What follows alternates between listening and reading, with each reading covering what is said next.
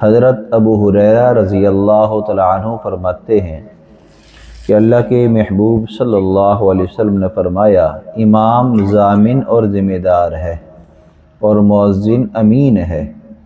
اور پھر دعا فرمائی، اے اللہ اماموں کو ٹھیک چلنے کی توفیق دے اور مؤذنوں کی مغفرت فرما۔ امام ضامن اور ذمہ دار ہے، کیا مطلب؟ کہ امام جب نماز پڑھاتا ہے تو وہ تمام مقتدیوں کی نماز کا ضامن ہے۔ قیامت کے دن اللہ تعالیٰ کے ہاں جب نمازیں پیش ہوں گی تو باجماعت نماز پڑھنے کا سب سے بڑا فائدہ یہ ہے کہ تمام نمازیوں کی طرف سے امام سب نمازوں کا ضامن ہے۔ یہی وجہ ہے کہ اگر امام سے کوئی ایسی غلطی ہو جائے جس سے سجدہ سہو لازم ہو تو مقتدیوں کے لیے بھی لازم ہے امام کے ساتھ کریں، لیکن اگر کسی مقتدی سے کوئی غلطی نماز میں ایسی ہو جائے جس سے سجدہ سہو لازم ہو تو پھر امام پر سجدہ سہو لازم نہیں ہوتا، کیونکہ مقتدی تابع ہوتے ہیں امام کے۔ اور اللہ کے محبوب نے دعا فرمائی، اللہ تعالیٰ اماموں کو ٹھیک چلنے کی اور مؤذنوں کی مغفرت کی دعا آپ نے فرمائی۔ مؤذنوں کے بارے میں اللہ کے محبوب نے اور کیا فرمایا؟ حضرت ابو سعید خدری رضی اللہ تعالیٰ عنہ فرماتے ہیں کہ اللہ کے محبوب صلی اللہ علیہ وسلم نے یوں فرمایا، مؤذن کی آواز جہاں تک پہنچتی ہے وہاں تک جو جن اور جو انسان اور جو چیز بھی اس کی آواز سنتی ہے وہ قیامت کے دن ضرور اس کے حق میں گواہی دیں گے، شہادت دیں گے۔ کتنی بڑی فضیلت کی بات ہے کہ قیامت کے دن اگر کوئی ایک گواہی بھی ہمارے حق میں آ گئی تو ہماری مغفرت کے لیے کافی ہے۔ اور مؤذن کا کام دن میں 5 مرتبہ اذان دینا ہے، اور جب بھی اذان دی جا رہی ہے تو کتنی دور تک آواز جاتی ہے؟ دور دور تک آواز جاتی ہے۔ تو جتنی دور تک آواز جا رہی ہے ان جگہوں پر جتنی بھی مخلوقات ہیں، جو زمین ہے، جو ہوا ہے، جو کیڑے مکوڑے ہیں، جنات اور انسان ہیں، جس کے کان میں بھی اذان پڑ رہی ہے، وہ سارے کے سارے مؤذن کے حق میں گواہی دیں گے۔ تو اتنی فضیلت والا عمل ہے یہ۔ اور دوسری حدیث مبارکہ میں یوں فرمایا کہ اللہ کے محبوب یوں فرما رہے تھے ایک مجلس میں کہ شیطان جب نماز کی پکار یعنی اذان کو سنتا ہے تو مقام روحا سے بھی دور چلا جاتا ہے۔ مدینہ منورہ میں قریبی ایک علاقہ ہے جس کا نام روحا ہے، اور یہ کتنا دور ہے؟ فرمایا کہ یہ 36 میل دور ہے۔ کتنی؟ 36 میل، یعنی مدینہ منورہ سے جہاں مسجد میں اذان دی جا رہی ہے یہاں سے 36 میل دور روحا کا مقام ہے۔ تو آپ نے فرمایا کہ جب شیطان سنتا ہے اذان کو تو جہاں پر بھی اذان دی جا رہی ہو تو اتنا دور چلا جاتا ہے۔ تو اس لیے فرمایا کہ ہر محلے میں، ہر بستی میں مسجد بناؤ تاکہ اذان ہو۔ اذان ہوگی تو شیطان دور بھاگ جائے گا۔ اب سوال یہ ہے کہ مسجدیں تو بہت ہیں، اذانیں بھی ہو رہی ہیں، اور پھر بھی لوگ نماز کے لیے نہیں آ رہے، پھر بھی لوگ مسجد کی طرف رخ نہیں کر رہے، تو اس کی وجہ کیا ہے؟ شیطان روک رہا ہے؟ نہیں، انسان کا سب سے بڑا دشمن اس کا نفس ہے، جو اندر ہے اس کے۔ شیطان تو باہر سے روکتا ہے نا، نفس اندر سے روکتا ہے، تو اندر کا دشمن بڑا ہوتا ہے۔ فرمایا کہ کسی گھر میں چوری ہو جائے اور گھر کے افراد میں سے بھی اگر کوئی ایسی طبیعت کا ہو جو چور ہو یا چوری کروا سکتا ہو تو سب سے بڑا چور وہ ہے، کیونکہ اس کی مدد کے بغیر کوئی آ نہیں سکتا تھا۔ تو اندر جو ہمارا ہے دشمن وہ ہے نفس۔ تو آج شیطان تو بھاگ جاتا ہے دعائیں پڑھنے سے، اذانیں سن کر، لیکن نفس تو ہمارے ساتھ ہے نا، وہ ہمیں پھر بے نمازی بناتا ہے، پھر وہ ہمیں گناہوں میں لگاتا ہے، پھر وہ ہمیں غلط کاموں میں لگاتا ہے۔ اذان دینے والوں کے بارے میں اللہ کے محبوب نے یوں فرمایا، قیامت کے دن سب سے زیادہ سر بلند لمبی گردنوں والے مؤذنین ہوں گے۔ تو اذان دینا یہ بہت ہی محترم بالشان عمل ہے، لیکن اللہ کے محبوب صلی اللہ علیہ وسلم نے یہ بھی فرمایا کہ بغیر اجرت کے اذان دینے والا، یہ اس کی فضیلت ہے۔ اب ہمارے ہاں تو اجرت ہوتی ہے، مؤذن کی تنخواہ ہوتی ہے، تو آیا کہ اس حدیث مبارکہ کے مخالف بات ہے کہ ایک مؤذن ہے جو بغیر اجرت کے اذان دے رہا ہے، دوسرا ہے اجرت کے ساتھ دے رہا ہے، کیا فرق ہے؟ فرق یہ ہے کہ آج بھی جو نماز پڑھائی جاتی ہے یا مؤذن اذان دیتا ہے یا قاری بچوں کو پڑھاتا ہے، یہ اس پڑھانے کی اجرت نہیں ہوتی، نماز پڑھانے کی تنخواہ نہیں ہوتی، اذان دینے کی تنخواہ نہیں ہوتی، بلکہ باقی جو اور کام ہیں، صفائی ستھرائی ہے، نگرانی ہے، اسی طرح اپنا وقت جو دیا جا رہا ہے اس وقت کی قیمت ہوتی ہے۔ تو اصل اس کام کی نہیں ہوتی۔ ہمارے ذہنوں میں یہ بھی بیٹھا ہے کہ بھئی امام کو تو تنخواہ مل رہی ہے جبھی تو نماز پڑھا رہا ہے مسجد میں، اس کو تنخواہ نہ ملے یہ بھی مسجد نہیں آئے گا، جیسے ہم نہیں جاتے۔ تو ایسی بات نہیں ہے، امام جو نماز پڑھا رہا ہے وہ بغیر تنخواہ کے پڑھا رہا ہے، وہ اللہ کے لیے پڑھا رہا ہے، اپنی بھی اس نے پڑھنی ہے، وہ لوگوں کو بھی پڑھا رہا ہے، یہ اس کا احسان ہے۔ اور پھر امام کے لیے پابندی کرنا، مؤذن کے لیے پابندی کرنا، یہ بہت مشکل کام ہے۔ وہ ایک عالم انڈیا کے ہیں، وہ فرمانے لگے کہ ایک مرتبہ جو ہے ایک مقتدی نے مجھے یوں کہہ دیا کہ مولوی صاحب 5 نمازیں جیسے ہم پر فرض ہیں ویسے آپ پر بھی فرض ہیں، آپ پڑھاتے ہیں ہم پڑھتے ہیں، بس فرق یہ ہے تو کمال کیا کرتے ہیں، کام تو ہم بھی یہی کر رہے ہیں، نماز پڑھ رہے ہیں آپ پڑھا رہے ہیں، بس اگر آپ امام نہ ہوں تو پڑھیں گے تو آپ بھی نا، تو آپ پڑھا لیتے ہیں، تو پھر اس میں کون سی کمال کی بات ہے۔ تو امام صاحب نے کہا کہ دیکھو بھائی صحیح بات ہے، میری اپنی نماز ہے، مجھے بھی پڑھنی ہوتی ہے، میں پڑھا لیتا ہوں، کوئی بڑی بات تو نہیں ہے۔ ہاں ایسا کرتے ہیں کہ اگر آپ کو ایسا لگتا ہے کہ یہ بہت بڑی بات نہیں ہے، بہت پابندی والی بات نہیں ہے، تو کل سے 1 مہینے کے لیے آپ جو ہے ہر نماز مؤذن کے ساتھ کھڑے ہو کر پڑھیں گے، تکبیر اولیٰ کے ساتھ، 1 مہینہ۔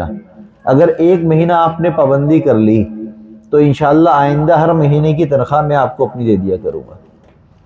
اس نے کہا اچھی بات ہے، یہ تو مجھے بھی نماز پڑھنی ہوتی ہے تو کوئی بات ہی نہیں ہے۔ ایک دن اس نے بڑی مشکل سے 5 ٹائم پابندی کی، دوسرے دن جو ہے کچھ نمازوں میں بھاگ کر آیا، کچھ نمازوں میں ٹائم سے پہنچ گیا، تیسرے دن بھی یہی ہوا، کہیں کام سے نکل گیا، اب نماز کا ٹائم ہوا، امام صاحب سے کہا تھا کہ میں مؤذن کے ساتھ کھڑا ہوں گا، بھاگ بھاگ کے پہنچا، جگہ نکل گئی، پیچھے بیٹھ گیا۔ اب امام صاحب دیکھ رہے ہیں کہاں ہے ہمارا مقتدی، وہ صف کے آخر میں ہے، اگلے دن دیکھا تو وہ دوسری صف میں ہے۔ تو 3-4 دن کے بعد آیا اور کہنے لگا بھئی آپ اپنی تنخواہ اپنے پاس رکھیں، مجھے پابندی نہیں کرنی، بڑا مشکل کام ہے یہ ہم سے نہیں ہو سکتا۔ تو بات یہ ہے کہ بہت سارے کام جس پہ بعض مرتبہ ہم لوگ یہ سمجھتے ہیں کہ یہ کوئی کام ہی نہیں ہے، حقیقت میں وہ کام ہم کر ہی نہیں سکتے ہیں، ہمارا نفس جو ہے ہمیں بہکاتا ہے، پھسلاتا ہے اور کہتا ہے کہ نہیں نہیں یہ کون سا کام ہے یار، یہ تو کوئی آسان کام ہے، ہم جو کر رہے ہیں وہ اصل کام ہے، کاروبار کرنا، دکانداری کرنا، بھاگ دوڑ کرنا، حالانکہ وہ کام ہے جو ہم کر رہے ہیں باہر، اس کام کا تو وعدہ اللہ نے کیا ہے کہ اگر تم بھاگ دوڑ کرو گے تمہیں رزق ملے گا، اور رزق اللہ نے دینا ہے۔ لیکن یہ نماز پڑھنا یہ اللہ نے ہم پر چھوڑا ہے، تم اپنے اختیار سے پڑھو گے تو تمہیں ثواب ملے گا، تمہارے رزق میں برکت ملے گی، تمہیں اتنے فضائل مل جائیں گے۔ تو اس لیے ہمیں نماز کا خوب اہتمام کرنا چاہیے۔ ایک مسئلہ نماز کی اذان کے متعلق، اللہ کے محبوب صلی اللہ علیہ وسلم نے فرمایا کہ جب مؤذن اذان دے تو سننے والا وہی کلمات کہے جو مؤذن کہہ رہا ہے۔ اللہ اکبر سنیں تو پھر سننے والا کیا کہے؟ اللہ اکبر اللہ اکبر۔ اشہد ان لا الہ الا اللہ جب مؤذن کہے تو جیسی خاموش ہو تو پھر سننے والا بھی وہی کلمہ کہے۔ اشہد ان محمد رسول اللہ سنے تو پھر یہی کہے۔ لیکن جب حی علی الصلاۃ اور حی علی الفلاح مؤذن کہے تو سننے والے کو چاہیے کہ وہ کہے لا حول ولا قوت الا باللہ، یہ اذان کا جواب ہے۔ اور پھر اللہ اکبر کہیں گے تو پھر وہی جملہ کہیں، پھر لا الہ الا اللہ کے جواب میں بھی لا الہ الا اللہ کہے۔ تو اللہ کے محبوب نے فرمایا کہ جب مؤذن اذان دے تو سننے والا وہی کلمات دہرائے جو مؤذن کہہ رہا ہے، یعنی کہ بیچ میں صرف 2 کلمہ کو فرق ہے، حی علی الصلاۃ اور حی علی الفلاح میں لا حول ولا قوت الا باللہ۔ اور اس کے بعد جب مؤذن اذان دے لے تو پھر درود شریف پڑھیں۔ کیا پڑھیں؟ درود شریف پڑھیں۔ اللہم صلی علی سیدنا محمد وعلی آل سیدنا محمد وبارک وسلم، مختصر درود شریف ہے، یہ بھی پڑھ سکتے ہیں۔ اس کے بعد دعا پڑھے اللہم رب هذه الدعوة التامة والصلاة القائمة آت محمدا الوسیلۃ والفضیلہ وابعثه مقاما محمودا الذی وعدته انک لا تخلف المیعاد۔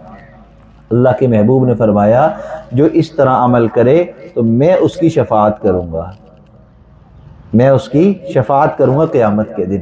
کتنا آسان سا کام ہے، مؤذن اذان کہہ رہا ہے خاموش ہو جائیں، اذان کا جواب دیتے رہیں، اس کے بعد درود شریف پڑھ کے دعا پڑھ لیں، اللہ کے محبوب کی شفاعت ہم سب کو مل جائے گی۔ دوسرا مسئلہ، جب نماز سے پہلے یہی کلمات کہی جاتے ہیں جو مؤذن اذان میں کہتا ہے، جس کو اقامت کہا جاتا ہے، اور کہنے والے کو مکبر کہا جاتا ہے، جو تکبیر کہتا ہے، تکبیرات ہیں یہ اذان کی کلمات، اس میں جو ہے 2 لفظ کا اضافہ ہے، قد قامت الصلاۃ 2 مرتبہ پڑھا جاتا ہے۔ تو جب مؤذن یہاں پر نماز سے پہلے اقامت کہے گا تو اس وقت بھی سننے والوں کے لیے لازم ہے کہ وہی کلمات کہے، اس وقت بھی جواب دینا ضروری ہے۔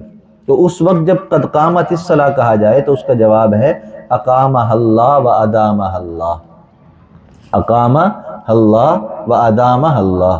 اقامہ اللہ کا معنی ہے مؤذن کہتا ہے قد قامت الصلاۃ، نماز کھڑی ہو چکی، تو ہم جواب سن کیا کہیں گے؟ اقامہ اللہ، اللہ اس کو قائم رکھے، ادامہ اللہ، اللہ اس کو ہمیشہ رکھے، یعنی کہ نماز ہمیشہ اللہ قائم رکھے ہماری، تو ہم اس کا جواب دیتے ہیں۔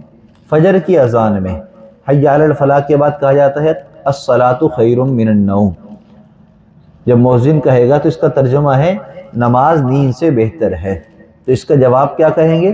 صدقت و بررت، صدقت و بررت، کیا مطلب؟ تو نے سچ کہا، تو نے نیکی کی، تو نے سچ کہا، تو نے نیکی کی۔ یہ ہے اذان کے کلمات اور یہ ان کا جواب ہے۔ تو اذان کی کلمات کو یاد رکھنا اور اقامت کی کلمات کو یاد رکھنا، اس کے ترجمے کا یاد ہونا ہر مسلمان پر لازم ہے کہ اس کو یاد ہو، اس لیے کہ یہ شعائر اسلام میں سے ہے۔ اور پھر ایک مسئلہ، اللہ کے محبوب نے فرمایا کہ جب کہیں نماز کا وقت ہو جائے تو تم جماعت سے نماز ادا کرو، 2 آدمی ہوں، 1 آدمی ہوں، 4 آدمی ہوں، نماز جماعت سے ادا کرو، اور اس کے لیے اذان بھی دو۔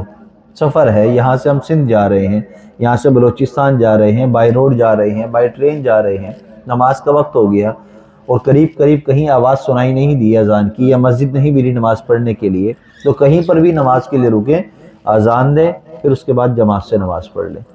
اب اگر اکیلے نماز پڑھ رہے ہیں، کوئی نہیں ہے جماعت کرانے والا کرنے والا، تو آپ اذان دیں اور پھر نماز جماعت کی طرح ہی پڑھ لیں، یعنی کہ تھوڑی بلند آواز سے تکبیرات کہہ کر پڑھ لیں، ایسا محسوس کریں جیسے میں جماعت سے نماز پڑھا رہا ہوں۔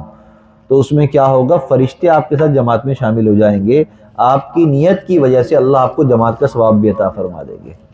تو بہت ہی آسان ہے ثواب کمانا، دین پر چلنا بہت آسان ہے۔ اللہ تعالیٰ نے ساری زمین ہمارے لیے پاک بنائی ہے، فرمایا کہ جس زمین پر کوئی ناپاکی نظر نہیں آ رہی وہ پاک ہے نماز کے لیے۔ مین روڈ ہے، وہاں پر کوئی چادر نہیں ہے، تب بھی بغیر کوئی کپڑا بچھائے بھی اگر نماز پڑھیں اور وہاں کوئی گندگی نہ ہو تب بھی نماز ہو جائے گی۔ ہاں اگر کوئی ناپاکی لگی ہے، کوئی گندا پانی ہے، بدبو آ رہی ہے، اس جگہ نماز نہیں ہوگی۔ پاک جگہ ہو، بدن پاک ہو، کپڑے پاک ہو، ہر جگہ نماز ہو جاتی ہے۔ اس لیے ہمیں نماز کا اہتمام کرنا چاہیے۔ اللہ ہم سب کو سمجھ اور عمل کی توفیق عطا فرمائے۔